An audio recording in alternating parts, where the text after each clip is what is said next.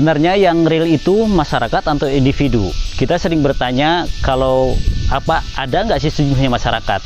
Itu adalah sebuah perbincangan diskusi yang sangat penting dan sangat klasik yang ada dalam sosiologi. Jadi ketika membicarakan sesungguhnya realitas sosial itu apakah ada pada masyarakat atau pada individu? Atau misalnya sebagian di antara kita merasakan atau menemukan realitas sosial itu bukan pada sebuah konsep-konsep yang abstrak.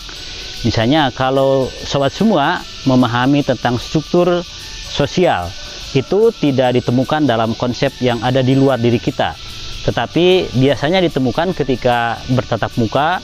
Kalau di kampus misalnya bertemu dosen, kemudian bertemu dekan, bertemu ketua jurusan, bertemu teman-teman mahasiswa yang lain, maka di situ kelihatan yang dimaksud dengan realitas sosial dalam dunia pendidikan. Nah, perbincangan mengenai apa itu sesungguhnya realitas sosial itu adalah bagian dari diskusi yang secara terus-menerus dilakukan oleh para sosiolog dalam sosiologi klasik, juga termasuk dalam sosiologi modern. Nah, secara garis besar ada dua pendekatan yang menjelaskan bahwa realitas sosial itu bisa disebut ada pada masyarakat. Nanti akan melahirkan sebuah pendekatan yang dikenal dengan realisme. Jadi realisme ini adalah satu konsepsi yang memahami bahwa yang real itu adalah masyarakat, bukan individu. Kita bisa mempelajari dari pendekatan ini seperti yang diungkapkan misalnya oleh Durkheim. Kata Durkheim bahwa yang real itu bukan individu, melainkan masyarakat. Teori fakta sosial menjelaskan bahwa tindakan individu itu tidak lebih merupakan satu dorongan dari adanya fakta sosial yang bersifat eksternal. Dengan demikian, individu hanya merupakan epifenomena, artinya tidak ada karena dia merupakan dorongan yang dikonstruksi oleh masyarakat, oleh fakta sosial. Nah, inilah yang disebut sebagai realisme. Lalu pada teori yang lain kita menemukan ada pendekatan yang berlawanan yang disebut sebagai nominalisme. Nah, nominalisme ini sebaliknya dengan realisme. Menurut teori nominalisme ini, bahwa yang real itu bukan masyarakat, karena kalau kita melihat masyarakat misalnya, itu tidak ada wujudnya. Yang ada adalah kumpulan-kumpulan individu. Karena itu menurut sekelompok teori yang masuk dalam nominalisme menjelaskan bahwa yang real itu adalah individu. Dan ini bisa kita pelajari misalnya dari teorinya Max Weber. Menurut Weber, bahwa tindakan sosial seseorang itu bukan merupakan dorongan dari fakta sosial, melainkan dari proses individu memahami satu realitas tertentu, lalu kemudian dia menafsirkan dan menjadi sebuah tindakan sosial. Saya ambil ilustrasi begini, kalau saya memakai pakaian ini, kemudian orang yang lain juga memakai pakaian yang sama, itu bukan karena dorongan dari fakta sosial, melainkan dari proses individu memahami realitas sosial, lalu proses interpretasi itu menjadi satu tindakan individu. Kenapa bisa disebut sebagai tindakan individu? Karena meskipun kelihatannya sama, tetapi sesungguhnya rasionalitas yang mendorong seseorang melakukan satu tindakan sosial itu beda-beda. Bagi saya, memakai pakaian ini adalah sebuah rasionalitas nilai, misalnya karena saya akan memakai pakaian ini dengan satu persepsi nilai tertentu. Sementara bagi orang yang lain mungkin lebih sebagai rasionalitas instrumental, karena itu adalah merupakan alat bagaimana dia bisa menutup badannya. Ini adalah merupakan logika yang menjelaskan bahwa tindakan atau realitas sosial itu adanya pada individu.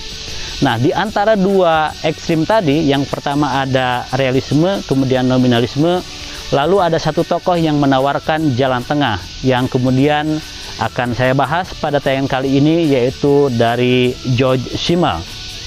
Nah, George Simmel menawarkan sebuah pendekatan yang tidak pada ekstrim nominal dan juga tidak pada ekstrim realisme, tidak pada masyarakat dan juga tidak pada individu secara terpisah secara ketat, tetapi dia menawarkan satu jalan tengah di antara realisme dan nominalisme. Nah, sebelum masuk ke situ, saya akan menjelaskan biografi singkat siapa itu George Simmel. Nah, Simmel ini lahir pada tahun 1858 di kota Berlin, Jerman. Nah, kemudian mendapatkan gelar doktoralnya di Universitas Berlin pada tahun 1881 dan juga berkarir di universitas yang sama sebagai seorang akademisi.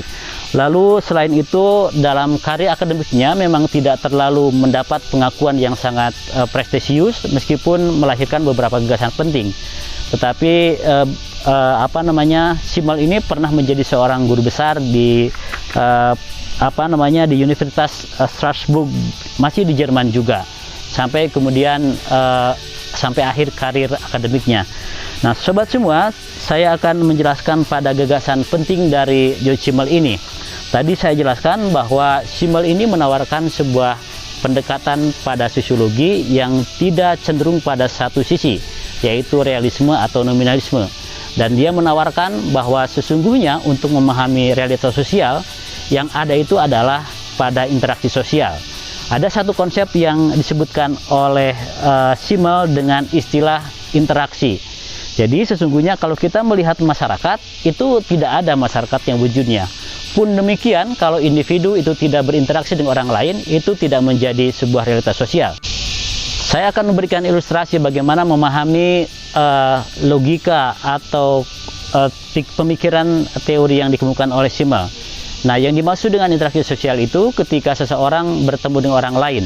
Kalau misalnya kita menemukan ada orang yang sedang duduk menunggu bis datang, misalnya di sebuah shelter bus, kemudian juga ada orang yang lain dan tidak ada interaksi di antara orang tersebut, itu kata Simmel belum menjadi masyarakat, belum menjadi kelompok sosial. Nah, mereka, orang-orang itu baru kemudian menjadi sebuah masyarakat, menjadi kelompok sosial ketika ada proses interaksi. Nah, disitulah kemudian terbentuk yang namanya realitas sosial.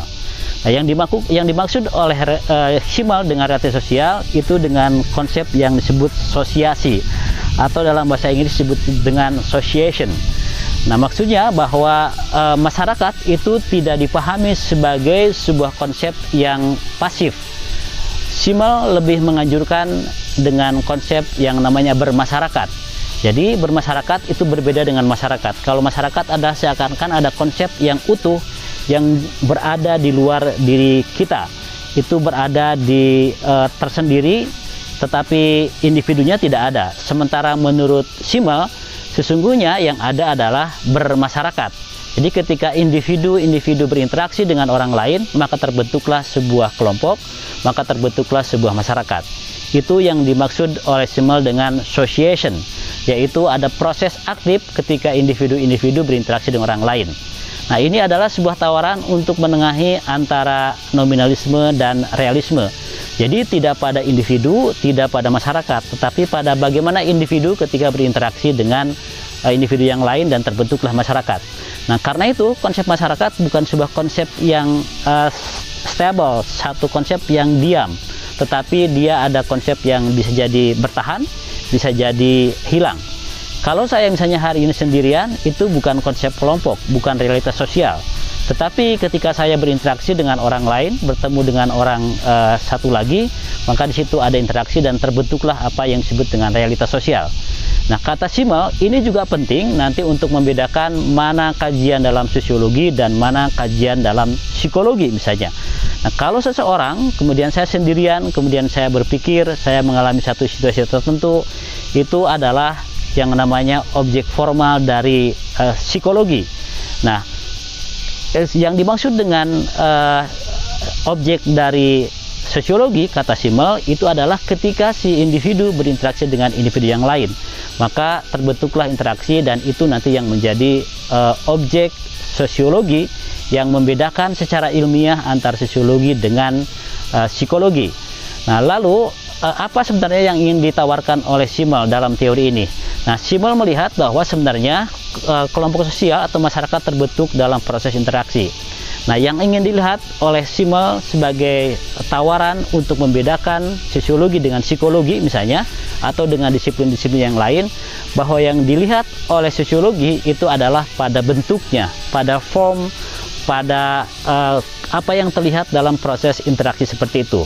Jadi yang dalam hal ini Simmel membedakan ada dua hal. Yang pertama ada isi dari proses interaksi, yang kedua ada bentuk dari interaksi. Jadi kalau saya berinteraksi dengan orang lain, satu orang atau dua orang, tiga orang, Nah, yang dilihat oleh sosiologi menurut Simmel itu adalah pada bentuk-bentuk proses interaksi saya dengan orang-orang tersebut, bukan isi atau bukan pembicaraan yang ada dalam interaksi seperti itu. Nah, lalu kemudian Simmel juga membagi dalam proses interaksi itu ada yang disebut dengan kelompok duaan atau dyad. Jadi kalau saya berinteraksi dengan satu orang yang lain, maka itu akan melahirkan satu bentuk interaksi tersendiri.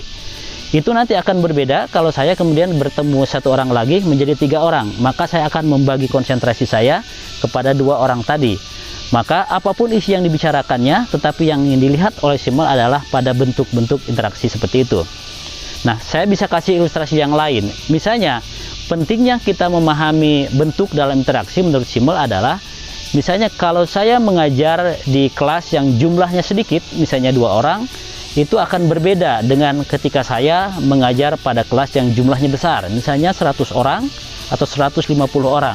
Nah, karena itu bukan isi atau pembicaraannya, tapi bagaimana jumlah kuantitas dalam sebuah interaksi sosial itu memunculkan sebuah form, memunculkan sebuah bentuk interaksi yang berbeda. Nah, karena itulah kemudian Simmel disebut sebagai sosiolog formal atau sosiolog formalitas, karena dia membicarakan tentang konsep bentuk-bentuk dari interaksi seperti itu. Nah, ini misalnya bisa kita lihat juga bagaimana misalnya antara seorang ulama yang menyampaikan pengajian pada jamaah yang banyak dengan seorang dosen yang menyampaikan materi perkuliahan dengan kelas yang sangat banyak, dengan pendekatan dari Simmel itu sama saja, bentuknya sama saja. Ini terkait dengan kuantitas. Sementara kalau kita menyampaikan satu materi kepada satu orang, itu juga akan berbeda dengan jumlah audiens yang lebih banyak. Ini yang ditawarkan oleh Simmel dengan sosiologi form atau sosiologi bentuk. Dan nanti untuk membedakan dengan kajian ilmu yang lain, misalnya psikologi, kemudian filsafat, dan caranya adalah dengan menganalisis pada bentuk-bentuk dari interaksi sosial seperti itu. Demikian sobat pertama pemikiran dari Simmel. Nanti pada bagian kedua saya akan menjelaskan teori yang lain yang juga penting untuk memahami dari gagasan teoritis Simmel. Terima kasih.